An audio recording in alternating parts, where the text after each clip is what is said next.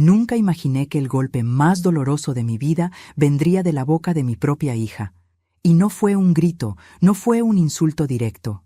Fue una comparación, fina, afilada, como una navaja que corta sin avisar. Mi suegra lo hizo todo sola, a diferencia de ti. Yo tenía una taza de café en la mano cuando lo dijo. Sentí un temblor tan fuerte que pensé que la porcelana se rompería antes de tocar la mesa. Mi corazón, sin embargo, sí se rompió.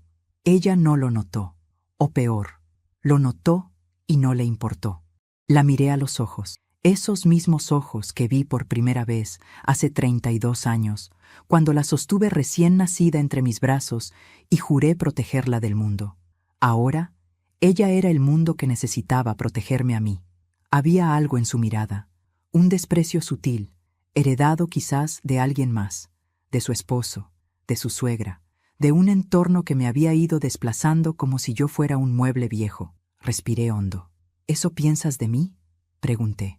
Ella alzó los hombros, con esa indiferencia que duele más que la rabia. Solo digo lo que es. Mira a la mamá de Daniel. Ella nunca pidió nada, nunca necesitó ayuda. Tú siempre estás cansada, siempre te duele algo, siempre te quejas. No terminé de escuchar lo demás. Pero antes de continuar, quiero hacerte una invitación muy especial. Suscríbete al canal y deja tu me gusta. Esto me ayuda a ver que me apoyas y disfrutas de mis historias. Y comenta aquí abajo desde qué ciudad nos estás viendo. Ahora, continuemos. Lo que dije después no fue planeado. Fue una reacción visceral. La última defensa de una madre herida. Si tanto admiras a tu suegra, dije en voz baja, entonces será ella quien financie tu vida. Ella frunció el ceño, confundida. ¿Cómo que financié? La miré fijamente. Voy a dejar de pagar tus cuentas. Su rostro cambió por completo. Primero incredulidad, luego miedo. Y finalmente, esa frase que me persigue todavía. ¿Qué cuentas? Me apoyé en la mesa para no caerme. Tus cuentas, repetí. Las que he pagado por años. Ella abrió la boca, pero no salió sonido alguno. ¿De qué hablas, mamá? Yo no sabía que tú... ¿Qué cuentas? Ahí lo entendí. No fingía. No sabía. Y si ella no sabía, entonces alguien más llevaba años aprovechándose de mí. Sentí el estómago caerme al suelo. La luz, el agua, el gas, el seguro, tu tarjeta de crédito, la mensualidad del auto. Enumeré con la voz temblorosa. Todo eso lo he pagado yo, desde hace 5 años. Ella se llevó la mano a la boca. Pero... Daniel me dijo, él siempre dijo que él... Se detuvo. Su piel palideció. Yo cerré los ojos. Las piezas comenzaban a encajar. ¿Daniel te dijo que él pagaba todo? Ella no respondió. No tenía que hacerlo. La respuesta estaba en sus lágrimas contenidas. Me senté porque las piernas ya no me sostenían. Tú creías que él era el proveedor, el responsable, el hombre de la casa. Ella sollozó. Yo confié. La miré. Mi hija, mi niña, una mujer adulta atrapada en la telaraña de un marido manipulador. Pero incluso así, su comentario me había desgarrado. Compararme con su suegra, humillarme, desconocer todo lo que hice por ella desde que nació. Eso no salió de la nada. Eso se había cultivado. ¿Por qué me dijiste eso?, pregunté con voz ronca. Ella se secó las lágrimas de manera torpe. Porque Daniel dijo que tú nos cargas a todos, que siempre estás cansada, que nunca te basta nada, y que su mamá, en cambio, no molestó nunca a nadie. Ahí estaba, la raíz, el veneno.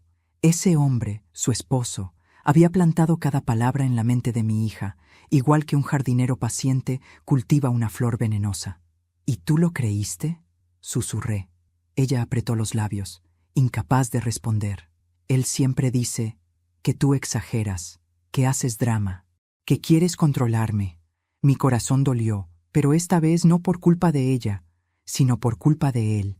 Hija, dije muy despacio, intentando que mi voz no se quebrara. Yo te mantuve casi toda tu vida. Trabajé en 3 empleos cuando eras pequeña. Dormí 4 horas por noche durante años. Vendí mi auto para pagar tu universidad. Y cuando te casaste, seguí ayudándote. Pero no pensé que algún día usarías mi cansancio como arma. Ella rompió en llanto. Mi hija lloraba como cuando era niña. Pero ya no era una niña. Era una mujer a quien yo había querido proteger, incluso de sí misma. Se sentó frente a mí. «Mamá, ¿por qué no me dijiste? ¿Por qué no me dijiste que tú pagabas todo?» La respuesta me quemó por dentro. Porque pensé que si te lo decía, te sentirías menos. Y yo nunca quise que te sintieras menos. Ella apretó mi mano. Daniel nunca me lo permitió, admitió entre lágrimas. Él siempre manejó el dinero. Siempre decía que eran asuntos de adultos. Yo confié tanto. Yo cerré los ojos. «No es tu culpa», dije, pero sabía que una parte de ella lo sentía como si lo fuera. «¿Y qué hacemos ahora?», preguntó, temblorosa. Lo pensé, respiré, y dije la verdad. «Ahora, hija, ahora vamos a descubrir cuánto te ha mentido tu esposo, porque si él le había ocultado quién pagaba las cuentas, ¿qué más le había ocultado?». Mi hija levantó la mirada. Ya no era altiva, ya no era arrogante, ya no era cruel. Era una mujer aterrada, traicionada, desnuda emocionalmente. Y entendí que este solo era el comienzo, porque cuando una mentira se derrumba, arrastra con ella todas las demás. Esa noche, mientras ella dormía en mi sofá, con el rostro hinchado, el corazón roto y la mente hecha pedazos, comprendí algo aún más inquietante. No solo yo había sido víctima del yerno, ella también, y eso significaba que, por primera vez en mucho tiempo, mi hija y yo estábamos del mismo lado. La verdadera batalla todavía no empezaba, y su esposo no tenía idea de lo que estaba a punto de enfrentar. Mi hija dormía en el sofá, envuelta en una manta que yo misma le había tejido cuando cumplió 20 años. Todavía recordaba aquella noche. Ella estaba emocionada por la universidad, por la libertad, por la vida que se abría ante ella. Yo fingía alegría, pero por dentro me ahogaba el miedo. No tenía idea de cómo iba a pagar todo. No había beca, no había ahorros. Solo tenía mis manos cansadas y una determinación ciega de que mi hija jamás conocería la pobreza que yo sí conocí. La observé dormir ahora, tantos años después, y cada arruga, cada hilo suelto de esa manta parecía contarme una historia de esfuerzo, una historia que ella nunca quiso oír, o quizá nunca supe contarle. Me fui a la cocina, preparé café, el aroma siempre me ordenaba las ideas, y me senté a la mesa, mirando por la ventana cómo amanecía. Pensé en los años que nadie vio, los años en que yo era madre, padre, trabajadora, chofer, enfermera, psicóloga, cocinera y sostén de 2 personas, con un cuerpo que apenas podía sostenerme a mí misma. Pensé en los turnos dobles, en los días de lluvia en que caminaba con zapatos rotos porque necesitaba ahorrar hasta el último centavo, en las noches en que mi hija dormía tranquila mientras yo lloraba en el baño planeando cómo pagar la próxima factura. Ella nunca supo, nunca preguntó, nunca lo necesitó, porque yo me encargaba de que nada faltara. Recordé mi primer trabajo estable, cuando ella tenía 5 años. Era recepcionista en una clínica pequeña. Ganaba poco, pero era lo que había. Por las mañanas la dejaba con mi vecina. Por las tardes, cuando la recogía, mi hija corría a mis brazos gritando «¡Mamá!». Ese sonido era mi gasolina. Un día, la dueña de la clínica me dijo «Necesito que te quedes horas extras». «Pero mi hija», respondí. «Puedes traerla», propuso ella. «Que se quede aquí en la oficina». Fue así como pasé 2 años enteros con mi hija dormida en el sillón de la recepción mientras yo trabajaba hasta la medianoche. Ella no lo recuerda. Yo sí. Recuerdo su cabecita apoyada en mi chaqueta, su respiración suave, el miedo de que se resfriara, el dolor de espalda de cargarla a casa dormida. Pero jamás se lo dije, porque ser madre, para mí, significaba callar mis cansancios para que ella pudiera soñar sin interrupciones. Luego vino mi segundo trabajo, cuando ella tenía 11 años. Me contrataron en una tienda de artículos de limpieza. Era duro, pesado, pero pagaban un poco más. Una vez levanté una caja demasiado pesada y sentí un tirón en la espalda. Caí de rodillas. Ese día descubrí que tenía una hernia. El médico dijo, «Debe descansar 2 semanas». «No puedo», respondí de inmediato, y no descansé, ni un día. El alquiler no esperaba, la comida no esperaba, mi hija no podía esperar. Ella nunca supo que trabajé con dolor durante años. Nunca supo que a veces me acostaba en el suelo porque mi cama parecía demasiado blanda para sostener mi cuerpo roto. Pero yo la veía bailar, la veía estudiar, la veía reír, y eso bastaba. Cuando cumplió 18, quiso ir a la universidad.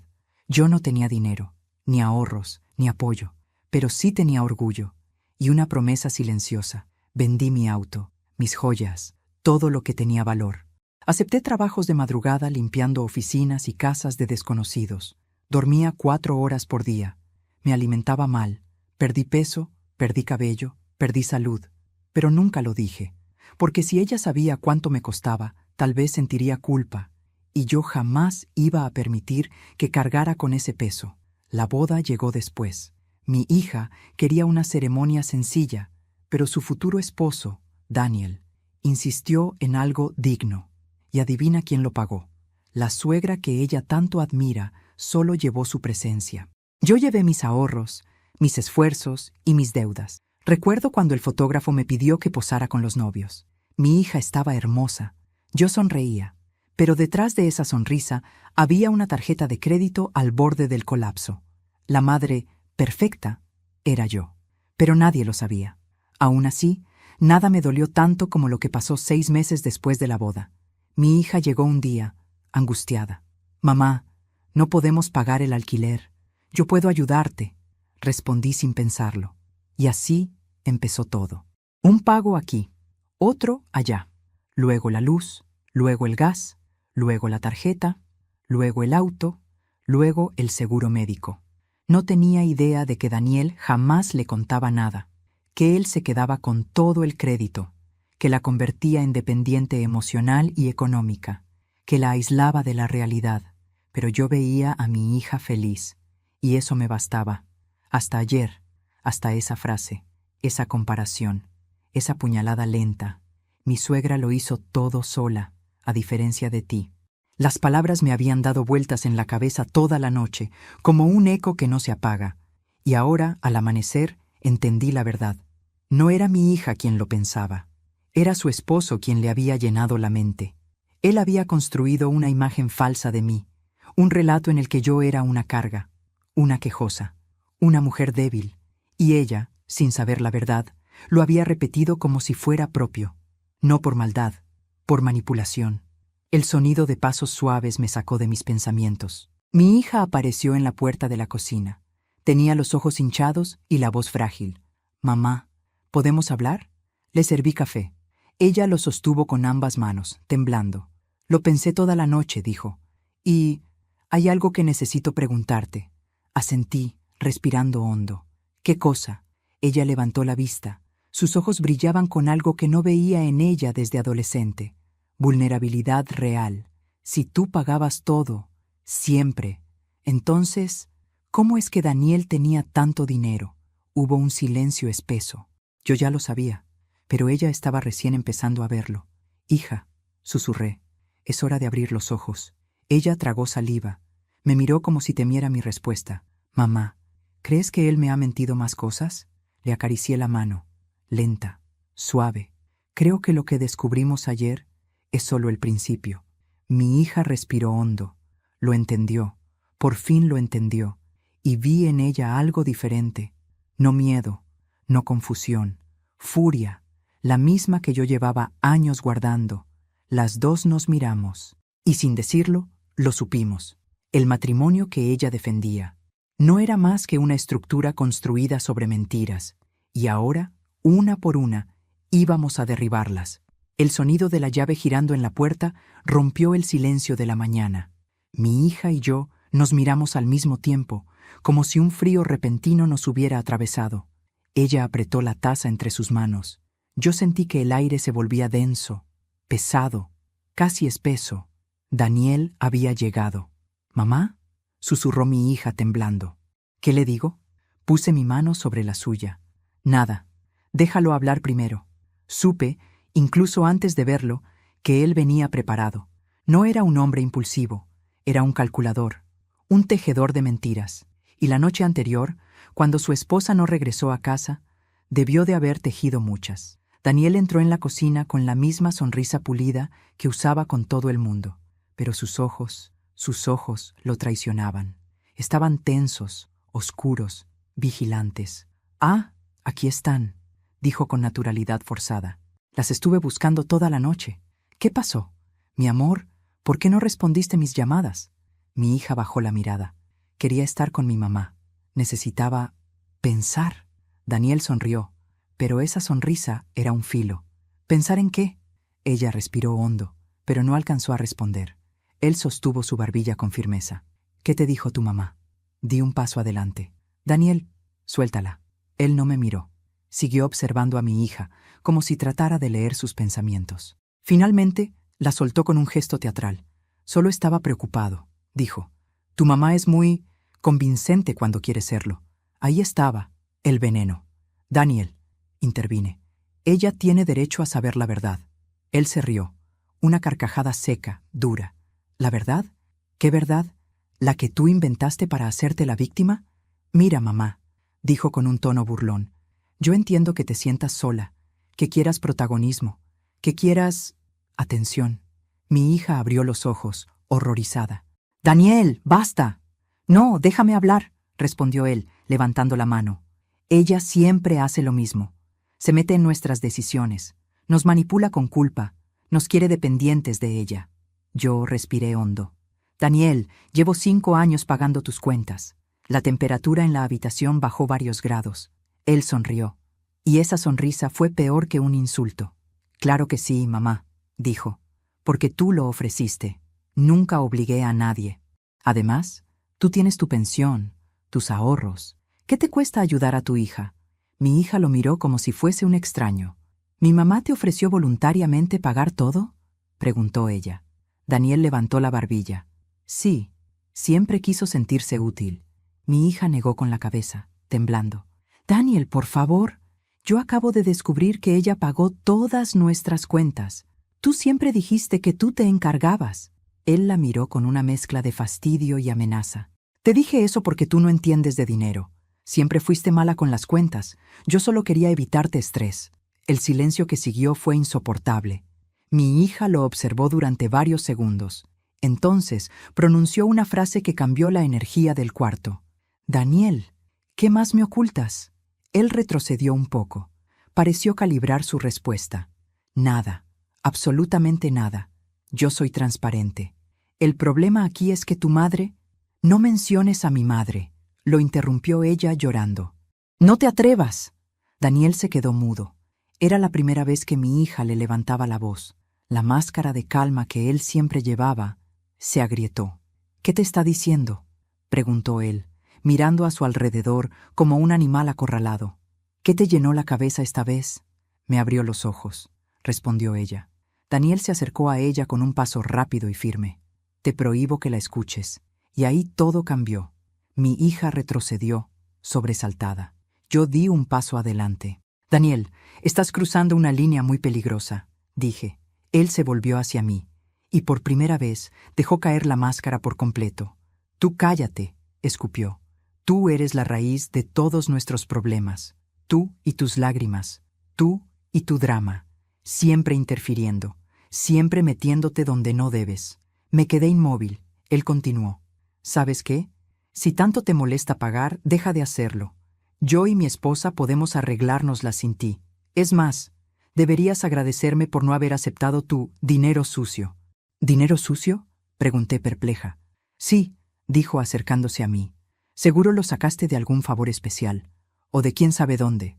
Una mujer sola como tú no hace ese dinero honestamente». Mi hija jadeó.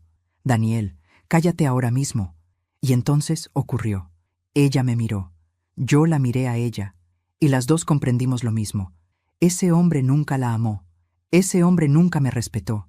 Ese hombre nunca tuvo buenas intenciones. Y ese hombre tenía miedo, porque sabía que estábamos descubriendo algo más. Justo en ese instante, su teléfono vibró. Daniel lo tomó rápidamente, pero yo vi la pantalla.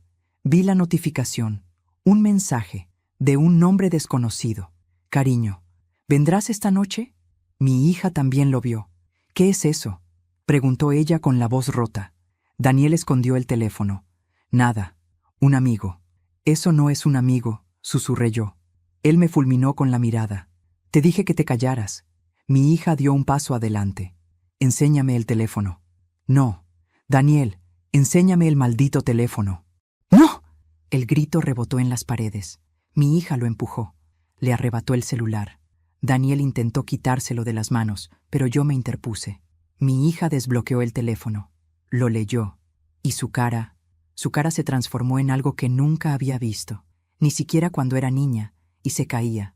Ni siquiera cuando se rompió el corazón por primera vez. Era devastación pura. Daniel, susurró. ¿Quién es Clara? El mundo se detuvo. Él tragó saliva. Ella siguió leyendo. Mensajes, fotos, transferencias. Noches de hotel. ¿Usaste el dinero de mi madre para estar con otra? Gritó ella.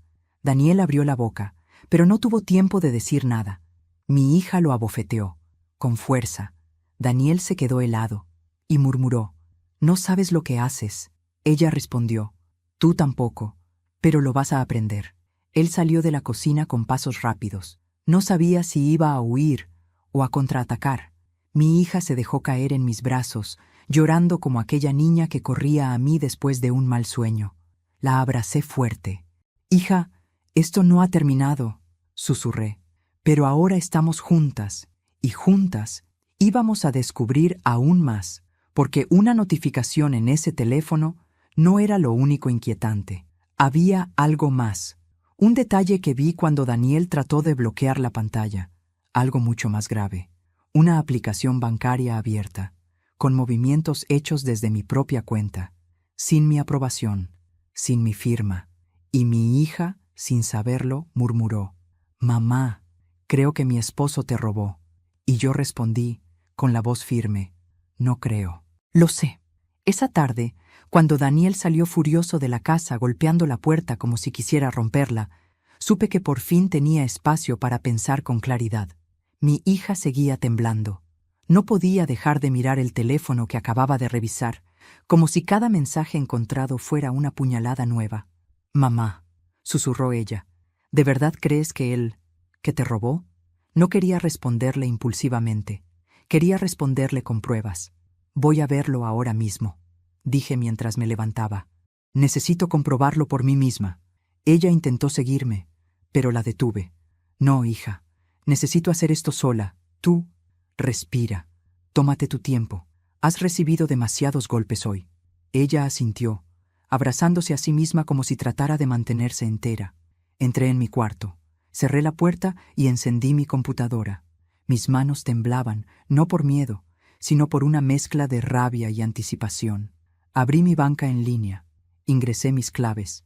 La pantalla tardó unos segundos en cargar, pero cuando lo hizo, mi corazón dio un vuelco. Había movimientos que no reconocía, transferencias, retiros, pagos automáticos configurados desde hacía meses, todos hechos a una cuenta cuyo nombre no aparecía completo, solo un fragmento. D.S.R. Daniel Samuel Rivera. El mismo nombre que tenía grabado en su alianza de boda. Cerré los ojos, respiré profundo y empecé a revisar uno por uno. Mientras más revisaba, menos podía creerlo. «Hijo de», murmuré en voz baja.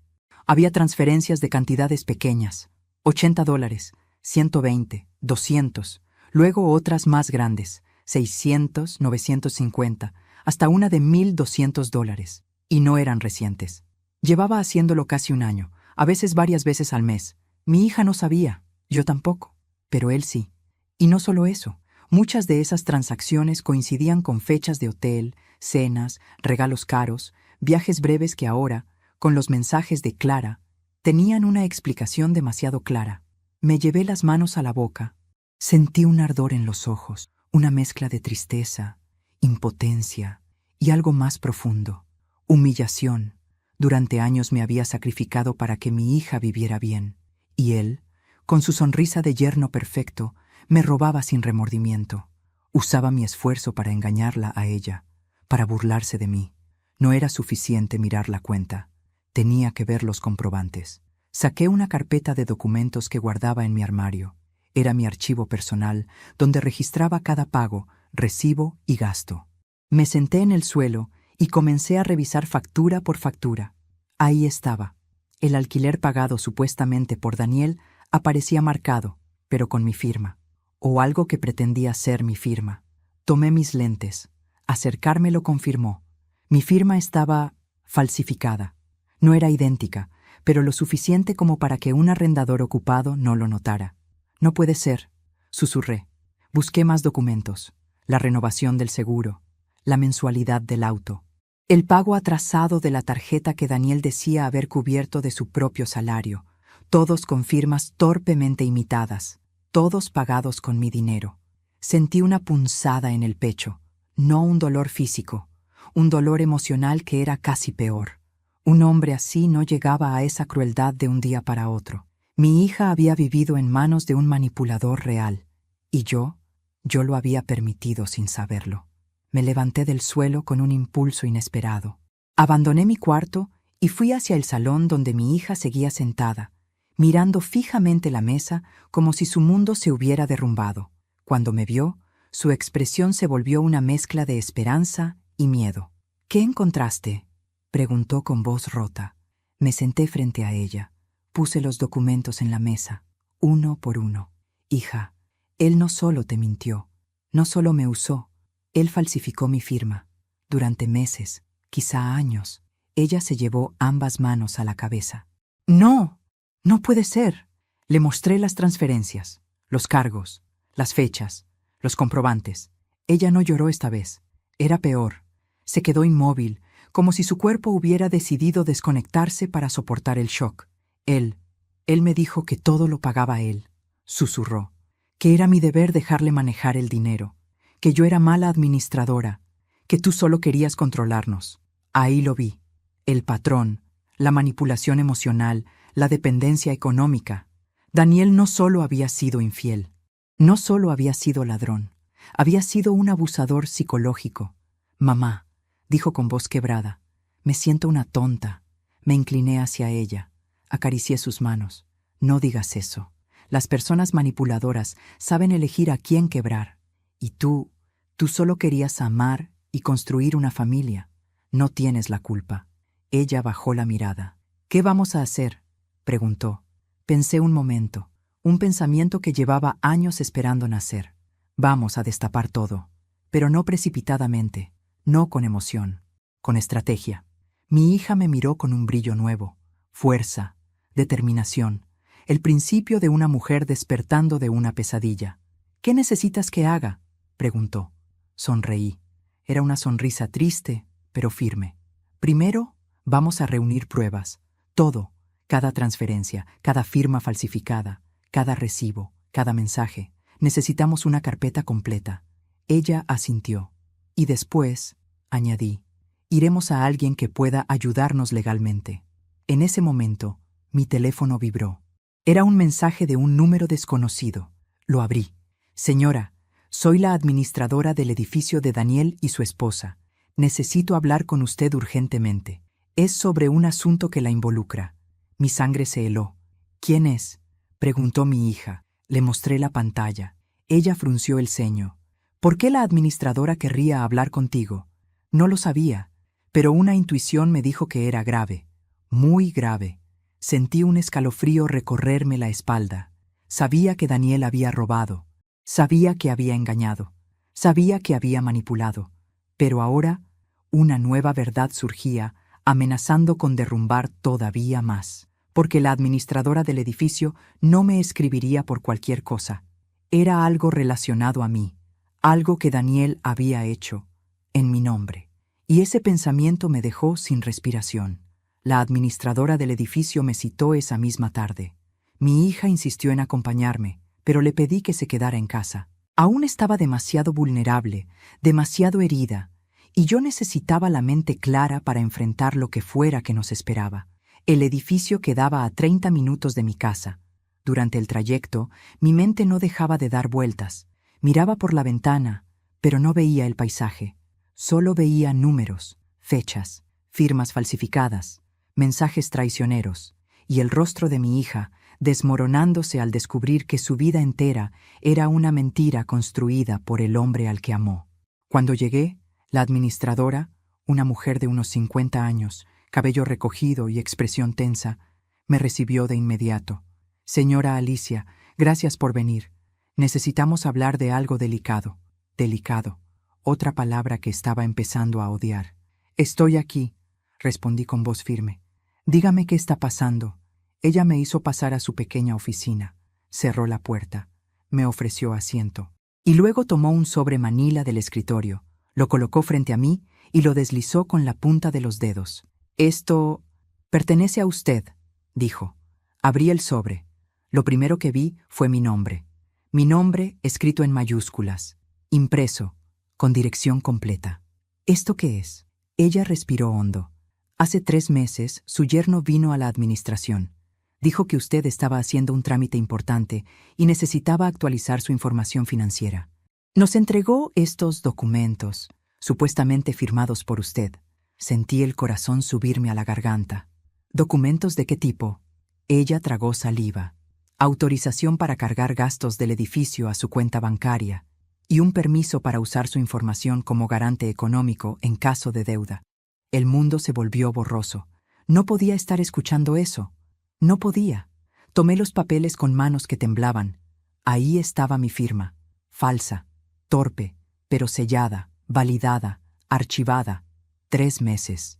Durante 3 meses, Daniel había usado mi nombre, mi identidad, mi estabilidad, para cubrir gastos del departamento donde vivía con mi hija. Gastos que él nunca pagó. Gastos que, ahora, estaban atrasados y caían sobre mí. La administradora continuó. Intentamos contactarla semanas atrás, pero su número no parecía activo. Daniel nos dijo que usted había cambiado de teléfono. Confiamos en él. Una mezcla de rabia, impotencia y vergüenza me atravesó como un rayo. Entonces, murmuré. ¿Lo que él quería era atarme legalmente a sus deudas? La mujer asintió con pesar. Lamento muchísimo que haya pasado esto, pero usted tiene derecho a denunciarlo. Esto es falsificación de identidad, un delito grave. Yo cerré los ojos, respiré. Otra mentira, otra manipulación, otra forma de atraparnos, de controlarnos, de usarnos como pilares para sostener su vida miserable. Me levanté. No confiaba en mis piernas, pero me obligué a mantenerme firme. Gracias por avisarme. Haré lo que tenga que hacer. Antes de salir, la administradora dijo algo que me heló la piel. Señora Alicia, tenga cuidado. Daniel está desesperado, y la gente desesperada comete errores peligrosos. En el camino de regreso a casa, sentí que la ciudad se reducía a ruido blanco. Cada auto, cada paso, cada voz, todo parecía lejano, como si yo caminara bajo el agua. Daniel había cruzado límites que jamás imaginé. No solo había robado dinero, había robado mi identidad. Había vulnerado mi nombre, mi integridad, mi seguridad financiera. Pero lo peor no era eso. Lo peor era saber que lo hizo mientras miraba a mi hija a los ojos cada noche, fingiendo ser un buen esposo. Cuando llegué a casa, mi hija estaba sentada en la sala, abrazando una almohada. Sé que había llorado. Se le notaba en los párpados hinchados. Mamá, pensé que tardarías más. ¿Qué pasó? Me senté frente a ella. Le conté todo. Cada detalle, cada documento, cada deuda, cada mentira. Mientras hablaba, su rostro cambiaba. Tristeza, confusión, rabia y finalmente, horror. ¿Usó tu identidad para endeudarse? Sí. ¿Y firmó en tu nombre? Sí. ¿Y todo esto significa que, legalmente, podrías perder dinero? ¿Incluso tu casa? Asentí despacio. Ella rompió en llanto. «Es un monstruo», gritó. «Un monstruo. ¿Cómo pudo? ¿Cómo pudo hacernos esto?» La abracé mientras su cuerpo se sacudía con sollozos.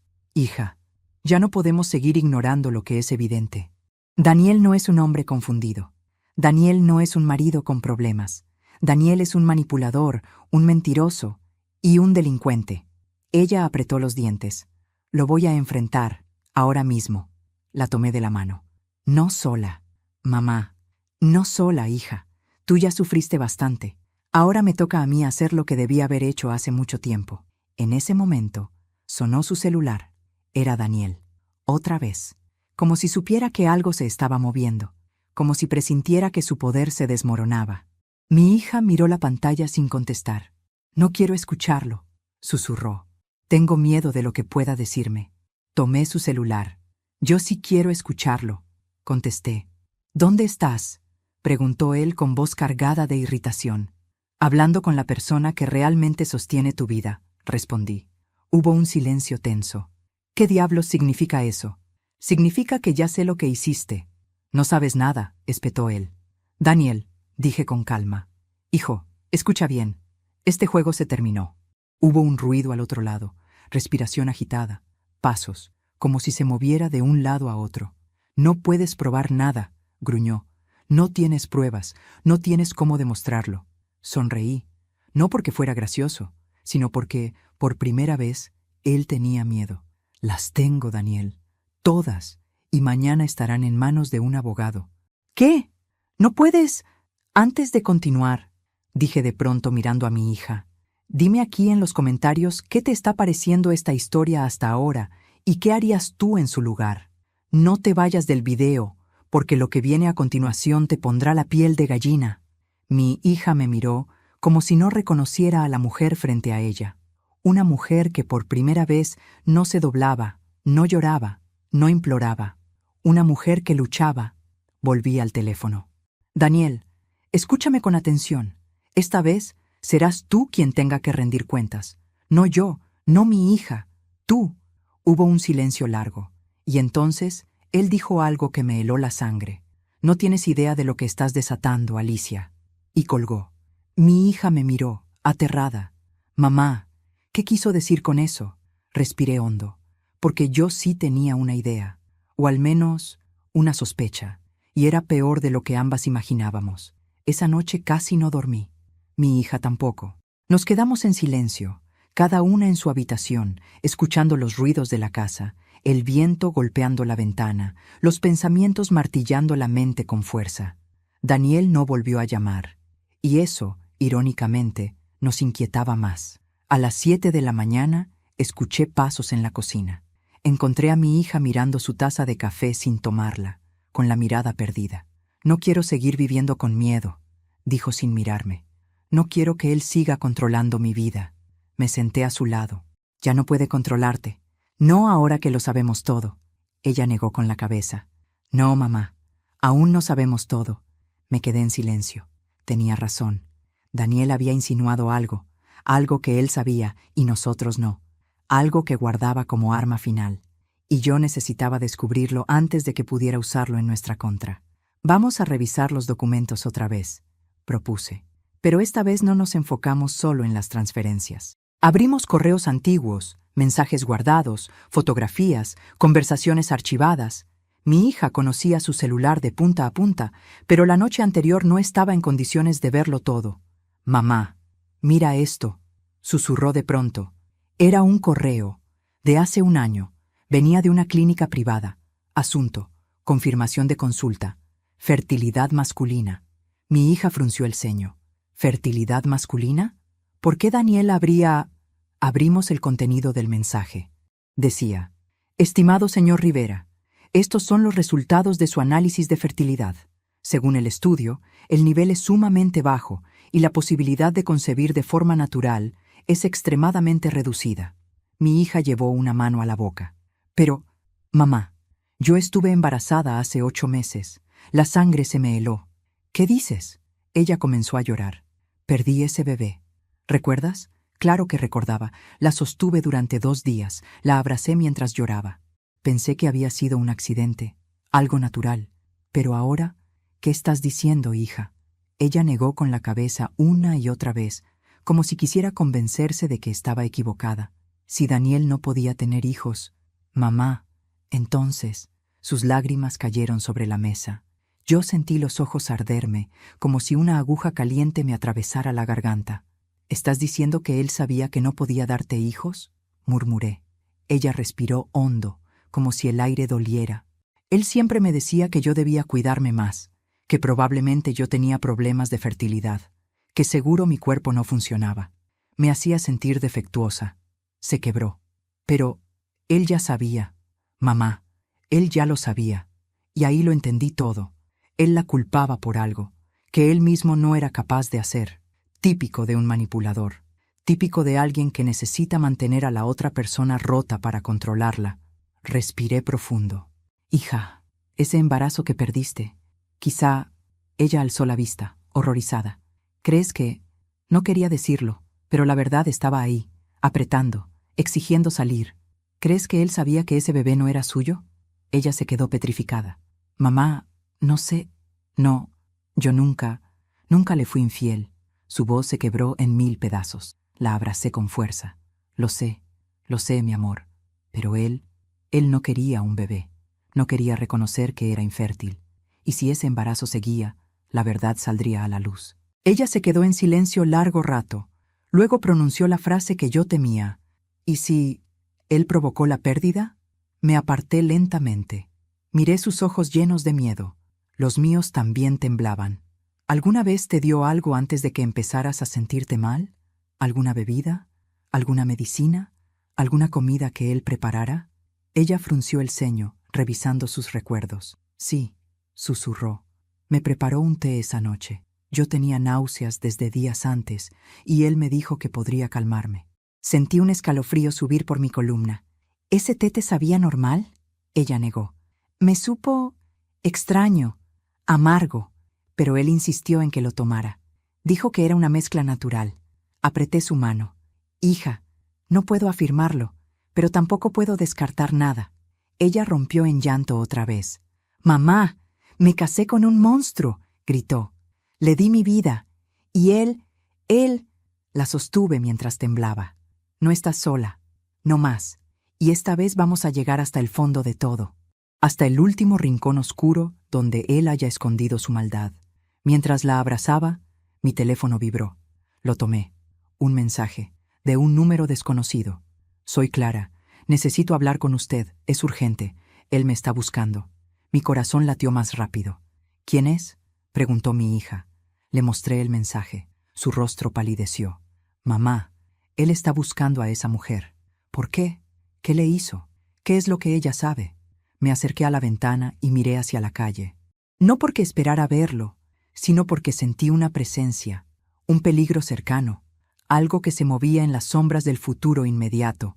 Él está acorralado, dije con voz baja. Y los hombres así se vuelven más peligrosos cuando están perdiendo. Mi hija me abrazó desde atrás. ¿Qué hacemos ahora? Tomé aire. Ahora, hija, vamos a escuchar a la mujer que podría tener la última pieza del rompecabezas. Porque Clara no era solo una amante. Se notaba por su mensaje. Ella era una víctima. O quizás una cómplice que se había vuelto un estorbo. Y lo que sabía, podía cambiarlo todo. Clara aceptó reunirse con nosotras esa misma tarde. Insistió en que fuera en un lugar público, lejos del edificio donde vivía mi hija. Tenía miedo, y ese miedo decía más que cualquier palabra. Elegimos una cafetería tranquila, cerca de un parque. Llegamos temprano. Mi hija estaba nerviosa, jugueteando con la servilleta como si quisiera deshacerla en pedacitos. ¿Crees que nos dirá la verdad?, preguntó. Creo que ya está cansada de mentiras, respondí. A los pocos minutos, una mujer joven entró. Tenía unos 30 y tantos, ojeras profundas y un temblor casi invisible en las manos. Cuando nos vio, reconoció de inmediato a mi hija. Bajó la mirada, avergonzada. «Soy yo, Clara», dijo con voz baja. Mi hija no habló. No podía. Yo asentí con serenidad. «Gracias por venir», le dije. Nos sentamos. Clara pidió un vaso de agua y apenas lo tocó. «Antes de que digan algo», comenzó ella, mirando a mi hija. «Lo siento. No voy a justificar lo que hice. Sé que lo que tuve con él fue un error, pero yo tampoco sabía en qué tipo de hombre estaba metida, hasta que fue demasiado tarde». Mi hija tragó saliva. «Dime la verdad», dijo con voz rota. «¿Cuánto tiempo llevaban?» Clara cerró los ojos. 3 años. Mi hija apretó los labios. No lloró. No dijo nada. No tenía lágrimas suficientes para tanto dolor. «Pero eso no es lo peor», continuó Clara con un hilo de voz. «Lo peor es lo que Daniel estaba planeando». La cafetería parecía volverse más silenciosa. Hasta los cubiertos parecieron dejar de sonar. «¿Qué estaba planeando?», pregunté. Clara dudó. Miró a su alrededor. Bajó la voz aún más. «Él quería quedarse con la casa de usted. La suya», me dijo directamente. Sentí un golpe seco en el pecho. «¿Con mi casa?» «Sí. Lo había mencionado varias veces». Decía que su hija y usted no sabían administrar dinero, que él tomaba mejores decisiones, que merecía vivir en un lugar seguro sin tener que trabajar toda su vida. Mi hija abrió los ojos, atónita. ¿Pero cómo? Esa casa está a nombre de mi mamá. Clara asintió. Y por eso necesitaba algo más, algo que facilitara el proceso. Él me lo contó cuando pensó que yo estaba de su lado. Se inclinó hacia adelante. Quería que usted, señora Alicia, pareciera incapaz de manejar sus finanzas. ¿Incapaz?, susurré. Quería que pareciera que estaba perdiendo la memoria, que estaba confundida, que no recordaba pagos, fechas, decisiones, que era una carga. Mi hija se tapó la boca con ambas manos. Eso coincide con lo que él me decía, dijo entre sollozos. Siempre me insinuaba que tú estabas olvidando cosas, que estabas desorientada. Yo no quería creerlo, mamá, lo juro, pero él siempre lo decía con tanta calma. Clara asintió. Ese era el plan. Si lograban que parecieras inestable, podrían argumentar que no eras apta para administrar tus finanzas, y entonces él, como tu yerno responsable, podía solicitar ser tu tutor legal. Sentí como si el mundo se inclinara. Tutor legal, mi casa, mi dinero, mi identidad, todo habría sido firmado por él. Pero eso es imposible, murmuré. No, dijo Clara con firmeza, no es imposible. Y él ya tenía parte del camino avanzado. Usó su firma falsificada varias veces. Le decía a la administradora que usted estaba confundida. Y hace un mes comenzó a buscar abogados. Mi hija me miró horrorizada. Mamá, él quería tomar tu vida entera. Clara respiró hondo. No solo eso, quería dejarme a mí a cargo de cuidarte mientras él y tu hija vivían contigo. Si lograba sacarte legalmente de la propiedad, nos quedamos en silencio. Un silencio pesado, casi irrespirable. Yo cerré los ojos un instante. Visualicé cada gesto, cada comentario, cada insinuación que Daniel había hecho a lo largo de los años. Y comprendí la magnitud de su maldad. No era solo un infiel, no solo un ladrón, no solo un manipulador. Era un depredador social, un hombre sin conciencia, un hombre que veía personas como recursos, que veía hogares como oportunidades, que veía mujeres como instrumentos. Lo abrí los ojos. ¿Por qué nos estás contando esto?, pregunté. Clara entrelazó las manos, cuyo temblor ya no intentaba ocultar. Porque él también me amenazó. Cuando le dije que quería terminar todo, que no quería seguir, se puso violento. Me dijo que me destruiría, que yo era irrelevante, que podía hacerme parecer chantajista, loca o peor. Mi hija tragó saliva. ¿Qué más te dijo? Clara respiró profundamente, y esta vez fue como si soltara un secreto que llevaba años enterrado. Me dijo que tenía contactos que podían hacer desaparecer problemas. No sé si era verdad, o si solo quería intimidarme, pero después de ver lo que les hizo a ustedes, yo le creo capaz de todo. Me quedé helada. Mi hija tomó mi mano bajo la mesa. Su agarre era fuerte, firme. Ya no era la joven rota del día anterior. Era una mujer enfrentando un monstruo. Clara, le dije con voz suave, ¿estarías dispuesta a declarar? Ella levantó la vista. La vi debatirse entre el miedo y la necesidad de justicia. Finalmente, asintió. Sí, quiero que alguien detenga a ese hombre antes de que destruya otra vida, incluida la suya. La miré a los ojos. Gracias. Ella sonrió débilmente. Yo también necesitaba liberarme. Cuando salimos de la cafetería, el aire se sentía diferente. Más frío, más tenso. Mi hija se detuvo de pronto. Mamá, ¿qué pasa? Mira allí. Seguí la dirección de su mirada. Un auto estacionado, oscuro, con los vidrios polarizados, el mismo modelo que Daniel manejaba. Lo sentí. Un escalofrío, una advertencia visceral, un sexto sentido que solo las madres desarrollan. Daniel nos estaba vigilando. La guerra ya no era silenciosa, era abierta. Y yo no iba a retroceder. El auto oscuro permaneció allí, detenido frente a la cafetería, como una sombra ominosa que se negaba a desaparecer. Mi hija respiró hondo, tratando de no perder la calma. Yo, en cambio, sentí que algo dentro de mí se afianzaba. No miedo, no inseguridad. Era una determinación profunda, vieja, sólida. La misma que me había mantenido de pie durante toda mi vida, incluso en los momentos en que nadie más veía mi fuerza. No mires hacia atrás, le dije a mi hija mientras caminábamos hacia la esquina. Si es él, quiere intimidarnos. No le vamos a dar ese poder. Ella asintió, aunque podía sentir su temblor a través de su mano. Clara se despidió apresuradamente, tomando un taxi diferente. Su rostro reflejaba alivio y terror al mismo tiempo. Cuando doblamos la esquina, escuché el motor del auto encenderse. No aceleró detrás de nosotras. Solo se movió unos metros y volvió a detenerse. Daniel estaba enviando un mensaje claro. Los veo, los vigilo. No se atrevan. Pero ese mensaje llegó demasiado tarde. Yo ya no era la mujer que él creía poder manipular. Y mi hija tampoco. Al llegar a casa, llamé a un abogado que había ayudado a una amiga en un caso similar. Nos recibió ese mismo día en su oficina. Era un hombre serio, de lentes redondos y voz pausada. Nos escuchó durante casi una hora sin interrumpirnos, tomando notas meticulosas. Cuando terminamos, dejó el bolígrafo sobre la mesa. Lo que tienen aquí, dijo tocando la carpeta llena de pruebas, no es solo un caso de infidelidad o manipulación.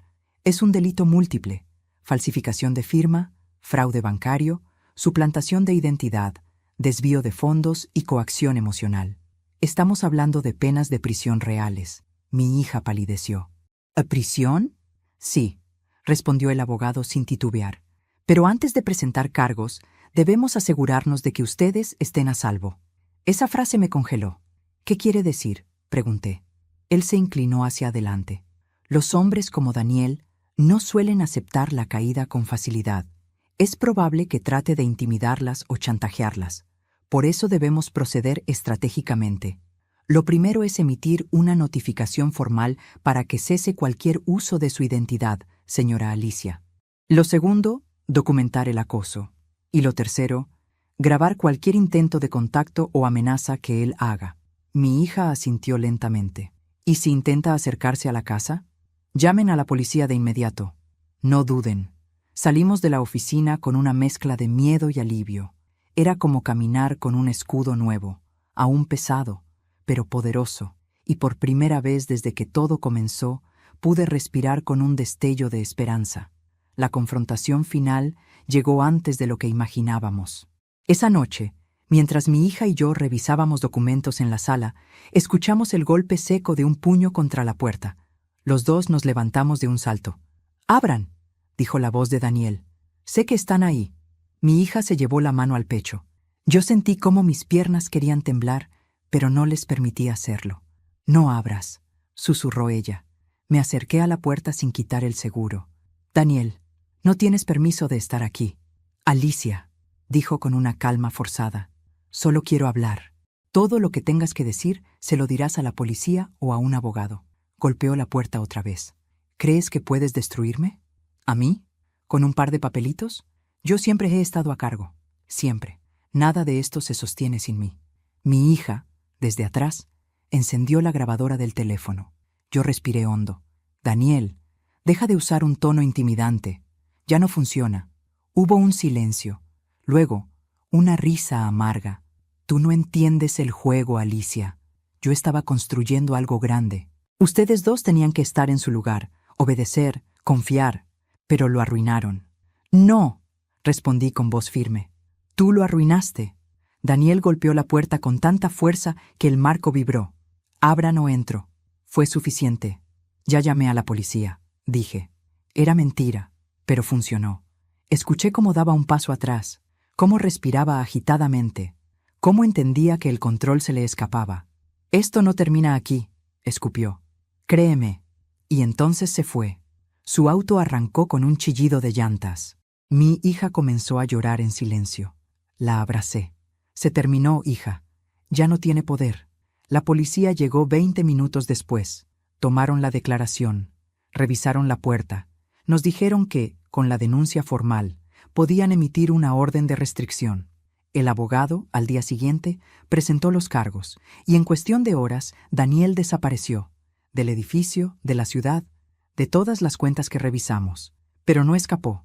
La policía lo encontró 3 días después, escondido en un motel barato de una ciudad cercana, con dinero en efectivo y documentos falsos. Las noticias se esparcieron. Clara declaró.